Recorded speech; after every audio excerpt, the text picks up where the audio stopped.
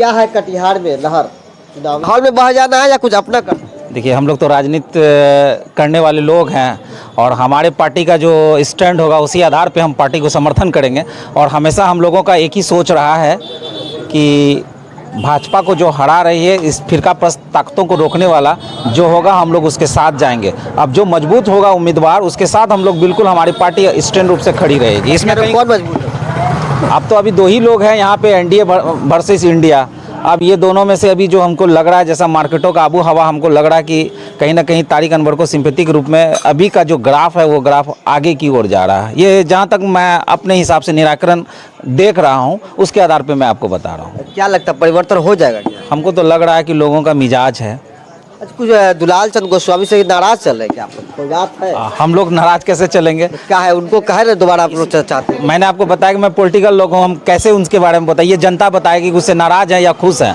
आप भी कई जगह जाते होंगे, चर्चा वगैरह होती होगी, क्या कुछ लोगों का मानना है कि उनसे नाराज भी चल रहा है, ऐसा कुछ बातें सामने आ रही है? लोगों की आवाज़ें जहाँ जहाँ होता है, लोगों का सोच हम देखते हैं कि लोग कहते हैं कि तारिक अनवर के भी खिलाफ कहते हैं और गोस्वामी जी के भी खिलाफ कहते हैं। काम किए हैं दुलाल चंद गोस्वामी, 5 बार वो 5 साल उनका कार्यकाल गुजरा है, तो क्या विकास किए करते? देखिए, विकास का बात अगर किया जाए तो जहाँ तक हुआ वो अपना काम किए। अब कुछ ऐसे क्षेत्र हैं, जैसे हम मुस्लिम बहुबोली क्षेत्र में जाते हैं तो वहाँ के लोगों का कहना है कि हम लोग एरिया में काम नहीं किया है। अब इसी रूट पे आप गए तो यहाँ के लोगों का कहना है कि हमारे यहाँ काम नहीं किया। कुछ ऐसे क्षेत्र जाते हैं तो वहाँ के लोग कहते हैं कि हमारे क्षेत्र में काम किया। तो अलग अलग एरिया के लोगों का जो सोच है वो अलग अलग है।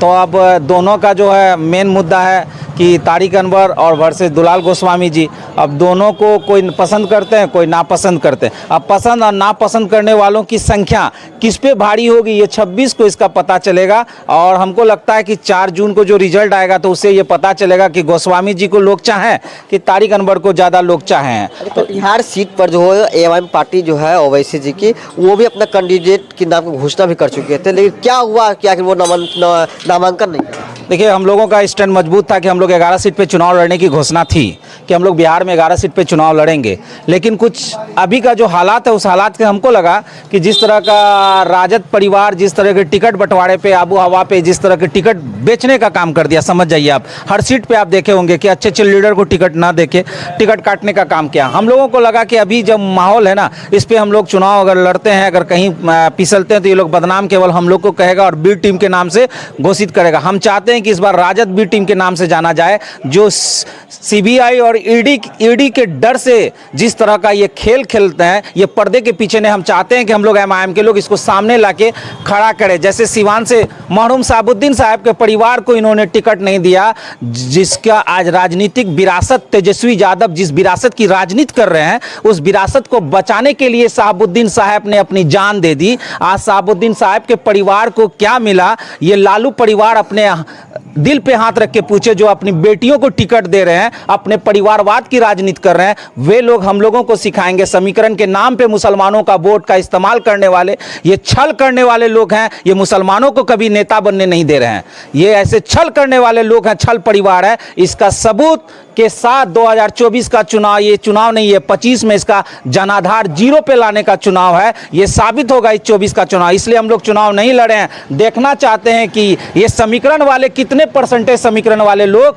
मुसलमानों को सांसद बनाते हैं, कितने दलित को सांसद बनाते हैं, कितने अग्रे और पिछड़े को सांसद बनाते हैं। इस बार देखने का मजा है। 2024 में इसका निराकरण होगा, तब ना 25 में इसका फिर आने वाला समय हम लोग का आगे की राजनीति का विरासत को देखा जाएगा। क्या लगता है पूर्णिया में जो है पप्पू यादव के साथ किसने खेला कर दिया? देखिए, पूर्णिया को निर्दलीय लड़ना पड़ा।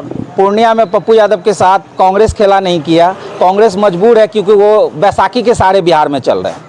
कांग्रेस बैसाखी के सहारे चल रहे हैं, तो इसके साथ पीछे से बैकडोर से जो राजनीति की है वो तेजस्वी यादव और साथ में लालू जी की है। इसलिए कि आने वाला समय पप्पू यादव का एक अलग छवि है और पप्पू यादव को गरीबों का मसीहा कहा गया। तेजस्वी यादव का बॉडी लैंग्वेज देखिए, उसको अपने हाव भाव से ये लगता है कि हम ही सुप्रीमो हीरो हैं।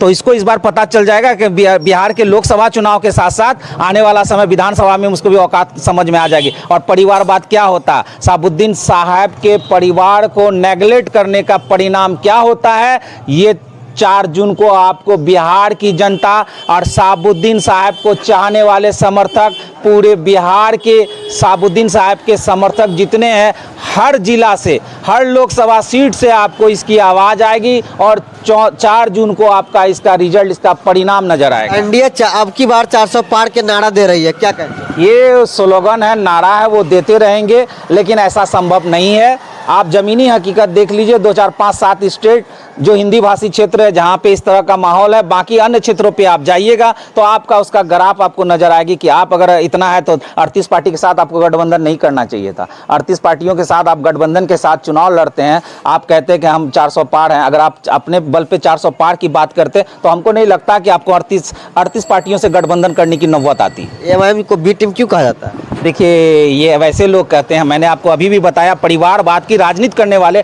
अपने बेटे को मुख्यमंत्री बनाने वाले कि मेरा बेटा मुख्यमंत्री कैसे हो, मुसलमान का कोई नेता पैदा नहीं हो, मुसलमान का कोई बेटा नेता पैदा ना हो जाए, इसको रोकने के लिए इस तरह का माहौल पैदा करता ताकि कि तेजस्वी यादव को यहाँ के लोग दरी बिछा के गुलामी करे और उसको वोट करे और उसको 9वीं फैल को मुख्यमंत्री बना दे।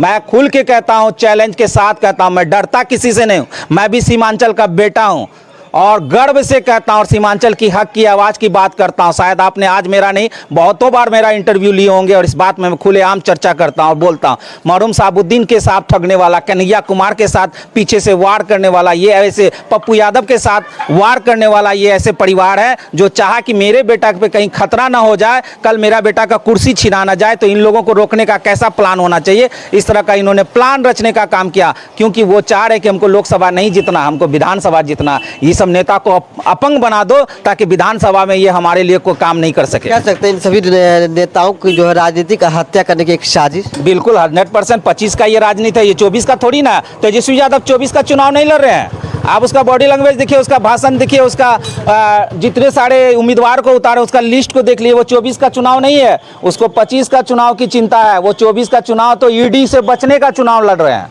मैं खुल के कहता हूँ, ईडी से बचने का चुनाव है 24।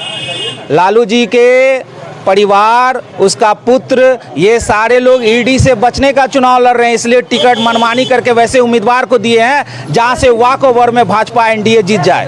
क्या नाम आपका? मेरा नाम जफीर हुसैन है। और भी कई चर्चा मौजूद है, उनसे जाने का प्रयास करें।